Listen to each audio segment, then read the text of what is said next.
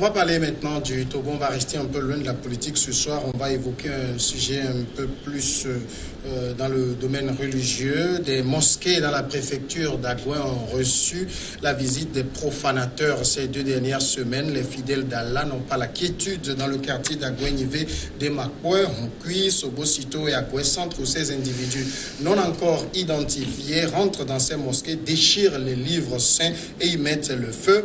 La situation fait finalement réagir le gouvernement, 2 ministres, et pas des moindres, le ministre de la Sécurité et de la Protection civile, le général Damham Yark, et son collègue de la Justice, Pius Agbetom, se sont rendus sur les lieux.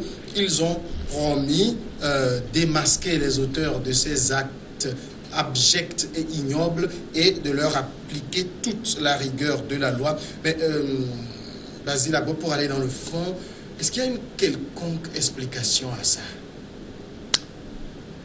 Samuel, je vais chercher, je vais analyser la situation et je ne suis pas parvenu à voir la raison qui puisse motiver ces genres de comportements, honnêtement.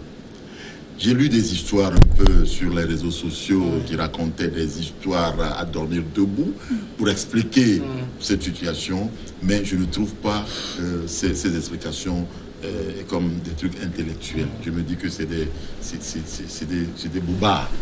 Alors, maintenant, d'où vient cette affaire-là? Que des gens rentrent dans des mosquées pour détruire le Coran, déchirer le Coran, l'éparpiller par terre, et que personne n'a vu les individus qui se sont rendus dans ces trucs-là. Personne. Alors que on sait, les mosquées, il ne manque pas autour des mosquées des gens. Il y a des habitations. Des habitations qui sont autour. Et puis il y a des religieux qui ne dorment pas. On connaît beaucoup de mosquées. Alors, qu'est-ce qui se passe? C'est la grande question qui se pose. Et qu'est-ce qu'il faut maintenant faire? Faut-il positionner des forces de sécurité à l'intérieur des mosquées les nuits, ou bien autour des mosquées les nuits, pour qu'on déniche ces individus mal intentionnés qui provoquent des situations comme ça? Parce que ce que ça peut dégénérer demain, on ne le sait pas. Les gens peuvent avoir l'idée que c'est des trucs religieux. Pourquoi? Depuis longtemps au Togo, on n'a pas assisté à des trucs comme ça. Je ne sais pas, à des affrontements de façon... on n'en a pas. Maintenant, si on le prend politique, pourquoi?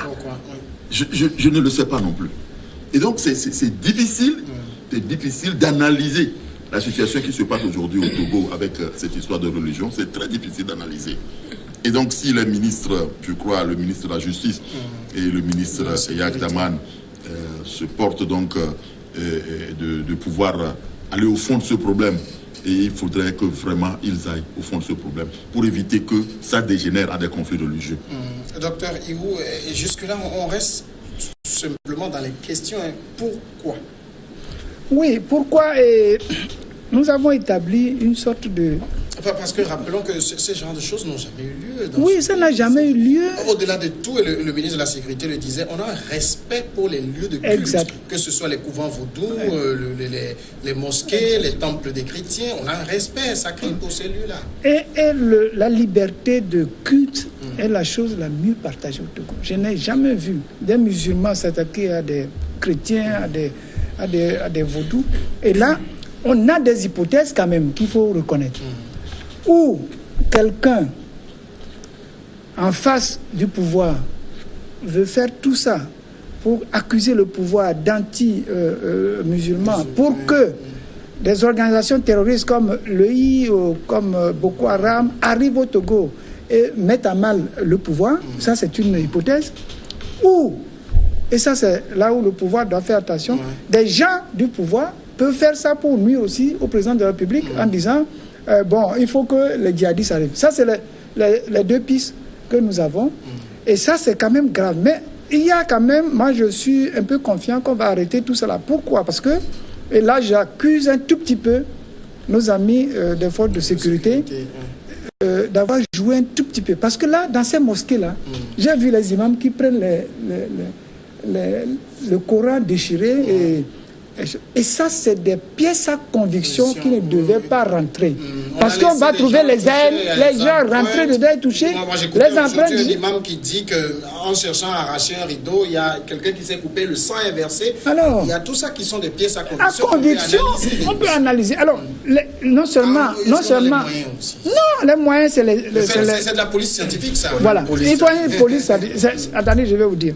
Et là, je vais dire à mon ami Damian de faire ce que nous avons fait à la transition. Si vous n'avez pas les moyens, une police politique, parce que là, ce n'est pas les empreintes seulement qu'on a dans les mosquées, il y a les ADN. Oui. Vous rentrez dans une mosquée avec vos cheveux, tout ça, on cherche, on trouve des ADN. Nous avons fait venir ici la police anglaise quand on a fait l'attentat de Soudoum.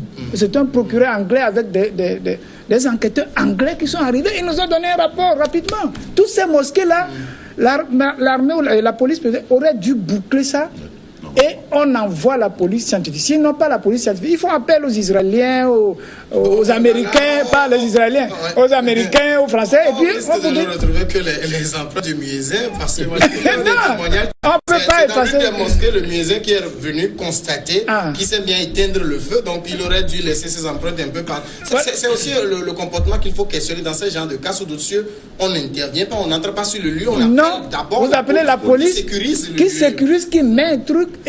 Parce que maintenant c'est facile, il n'y a pas que les empreintes, il y a les ADN. Et les ADN c'est facile.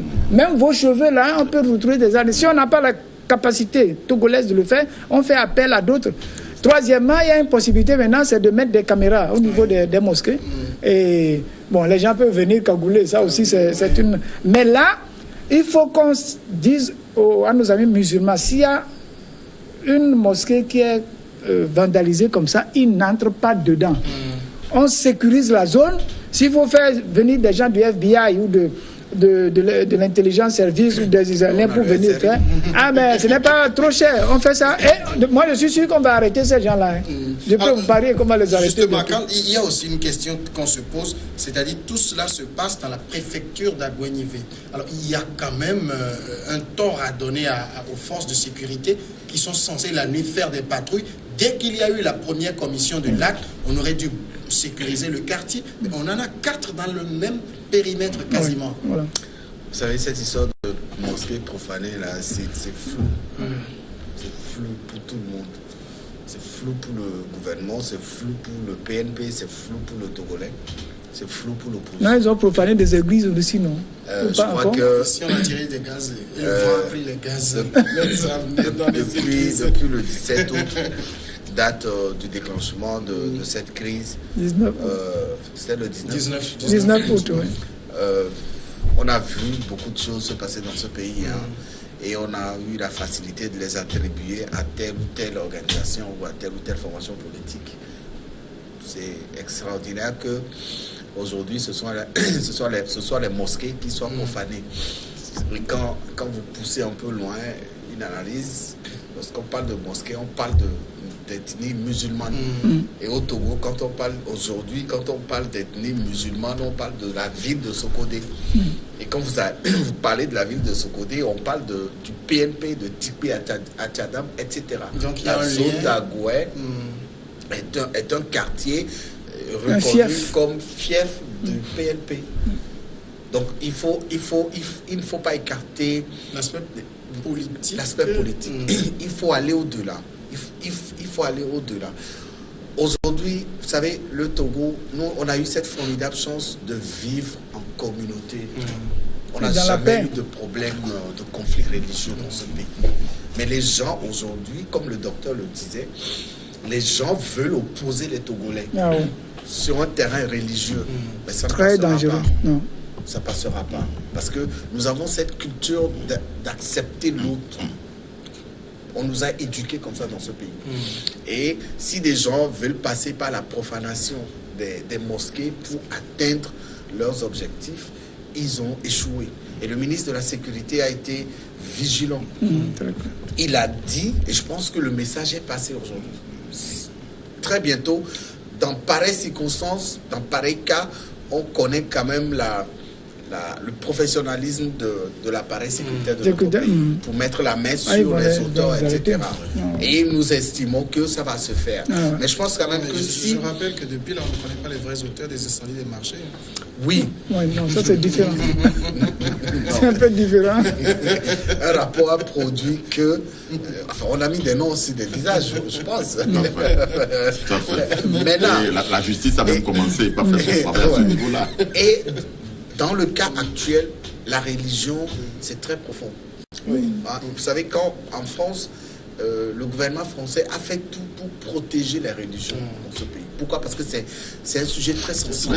Rien des pays ont explosé parce qu'il y a des guerres religieuses. Les guerres religieuses qui ont eu lieu. C'est les plus dangereuses. On voit la Centrafrique aujourd'hui. Ce qui se passe en Centrafrique. Les autorités sécuritaires de notre pays ont compris l'importance, la nécessité de s'investir. Il faut aller au-delà. Le docteur a dit tout à l'heure que les gens sont rentrés dans les mosquées, ils ont peut-être fait disparaître les traces et tout. Il faut sensibiliser le peuple pour qu'il sache que lorsqu'il y a des cas comme ça, la première réaction c'est d'appeler la police. La police, voilà. Qui viendra sécuriser la zone pour permettre aux enquêteurs de faire leur boulot. Voilà. Mais quand tout le monde, comme ça s'est passé. Et ce qui est extraordinaire aussi, c'est que ces 4 mosquées qui ont été incendiées dans la même zone, aux mêmes périodes. C'est incompréhensible. Que font la police et la gendarmerie? Et il faut que nos policiers comprennent qu'on a besoin d'eux, non pas lors des patrouilles ou lors des contrôles routiers, etc. Mais la population a besoin de leur protection pour être dans la quiétude, voilà. Et que ces actes soient bannis de nos habitudes. Mais je pense quand même que au vu de la gravité des actes qui ont été posés, très bientôt les choses vont peut-être préciser, les auteurs, et la loi pourra intervenir pour justement les punir. Il y a un conseil sécuritaire que moi je voudrais donner à mes amis musulmans. Nous avons fait des choses comme ça, ce n'est pas dans le domaine religieux. Si on attaque par exemple nos domiciles, vous mettrez 4 gaillards chaque nuit pour garder les mosquées. Ça, au niveau même interne, au niveau des musulmans, ils sont armés de coupe-coupe, de lances, de tout ça là. Quelqu'un qui vient faire le truc comme ça, il lui coupe la tête, il peut le couper. Mais s'ils sont armés, c'est pour dissuader les jeunes pour faire la sécurité et faire des veilles. 4 jeunes ou 5 jeunes par nuit et par mosquée, plus le service sécuritaire de la police, c'est largement suffisant. Et de toute façon, ne vous inquiétez pas, tous ceux qui ont fait ça, là, on va les arrêter. Ça, je suis sûr, j'ai confiance en au système sécuritaire de notre pays. C'est sûr, Basile. Non, on va les arrêter. Je vous donne un exemple. C'est dit, vous avez les forces de police, gendarmerie, qui sont censées faire des patrouilles. Et j'ai un cas précis, c'est-à-dire, on doit faire une patrouille la nuit, ils sortent, ils reviennent à 22h pour dormir. Non, s'il te plaît, Agbo. Les choses se passent. Mon ami Agbo, lorsque nous... j'ai une petite connaissance sur le problème sécuritaire. Lorsque j'ai vu le mode d'opération, moi j'ai l'impression que c'est un seul individu qui va dans les mosquées, qui fait ce bordel. Ils ne sont pas 3 ou 4, parce qu'on les aurait localisés. Peut-être une personne ou 2, pas plus. Et c'est pour ça, c'est dommage qu'on n'a pas pu conserver... Il doit laisser obligatoirement des traces. Ah oui. Donc, conseil aussi à tous ces gens, si une mosquée est profanée, ne rentrez pas dedans, laissez la police arriver, boucler la zone et on amène des spécialistes. Ça, c'est pas trop compliqué. Justement, c'est ce qui ne se comprend pas. On profane une mosquée. Vous arrivez, vous rentrez dedans et vous tripatouillez des éléments que vous trouvez pas. Ce n'est pas normal. C'est-à-dire que même quelqu'un qui n'a pas reçu une formation sécuritaire sait que lorsqu'il y a un tel problème, on encadre le lieu et on attend que la police vienne constater. Il y a des indices que nécessairement quand vous rentrez et vous tripatouez les choses et après vous appelez la police, mais les indices vont disparaître. Vous dites que quelqu'un s'est blessé, non, qui a laissé son sang, donc vous voyez son groupe, tout c'est tellement facile. Une interview Qui sait si celui-là qui s'est blessé n'est pas celui-là qui est rentré et qui veut voir les trucs. Et puis il s'est blessé. Il ne fallait pas rentrer. Il fallait du tout pas rentrer. Et laisser la police être la première à rentrer et mener ses enquêtes pour trouver des indices et pour pouvoir faire le travail. C'est ça, c'est une nébuleuse qui est en train de se passer. Le constat est présenté comme tel aussi, peut-être parce que à aucun moment, aucune mosquée n'a été profanée. Comme c'est la première fois, peut-être que ça va se faire. Bon, peut-être, parce que moi j'écoutais aujourd'hui l'imam qui expliquait, peut-être le muezzin, quand il est arrivé, il a constaté les flammes, bon, dans la précipitation, il a voulu sauver quelque chose qui pouvait encore l'être. Et puis les muezzins, ils ne dorment pas. Hein. Ils ne dorment pas. Déjà à 3h du matin. À 3h du matin, oui, c'est ça. 3h du matin, ils commencent à crier. C'est ce que disait la personne. C'est ça qui est un peu terrible. En 3h30, pour faire l'appel à la prière, et c'est là qu'il constate que le cadenas a été... Mais généralement, les mosquées aussi ne sont jamais vides. Hein. Il y a toujours quelqu'un qui traîne. Mettez 4 gaillards chaque nuit pour faire la veille. 4 gaillards font la veille aujourd'hui. Demain, 4 autres gaillards viennent. Et ils ont les téléphones, tout ça pour avertir la police avec un numéro secret. Et quand il y a une mosquée qui est profanée, qu'on laisse la police scientifique faire son travail. Alors, si on suppose quand même que ces choses ont été commises sans qu'on ait pu, jusque-là, il y a 2 semaines que ça a commencé, on n'a pas retrouvé la personne. Si c'est là où les personnes... ça va être facile. C'est la grande question que moi je continue de me poser. Comment peut-on retrouver ces personnes-là si ça se produit sur 4 mosquées aux alentours et que jusqu'à présent on n'est pas parvenu à même identifier ou avoir, enfin, je ne sais pas, c'est difficile. Pas les indices, Normalement, on devait retrouver des indices. Jusqu'au jour d'aujourd'hui, la police a pu retrouver les indices. Si oui, donc gloire à Dieu. Mais si malheureusement on n'a pas retrouvé des indices, alors il faut se poser la question. Bon, s'ils trouvent des indices, peut-être ils ne vont pas nous dire ça encore. Hein. C'est dans les secrets des enquêtes, on va attendre. Il faut aussi rappeler que des mosquées avaient déjà été profanées à Bafilo. Hein. Ah bon? Oui, au temps fort de la crise. De la crise. Bah, dernièrement, il y a une mosquée qui a été profanée à Bafilo. Oui, tout ça. Et ça donc, à l'époque, on pouvait l'inscrire dans l'euphorie du début de la crise. Oui, mais là où on est dans une certaine sérénité apparente. Pour celui qui a des intérêts dans ce jeu-là, lui, il estime que là, profaner les mosquées, le message qu'il veut faire passer pourra facilement passer. Ouais, qui crée des problèmes. Mais c'est très dangereux. C'est très dangereux. Ça, il faut que les Togolais le savent parce que ça ne va pas se limiter aux Togolais si ça continue. C'est l'œil qui va s'amener, c'est Boko Haram qui va s'amener. Vous ne pouvez rien. Je crois qu'ils s'amusent. C'est pour ça qu'il faut que la sécurité aussi se dépêche de nous arrêter les gens. Il doit y avoir des indices qui sont restés là-bas. Il faut dissuader les velléités des gens qui veulent encore s'investir dans cette pratique-là. Il faut éteindre le feu très tôt. Sinon,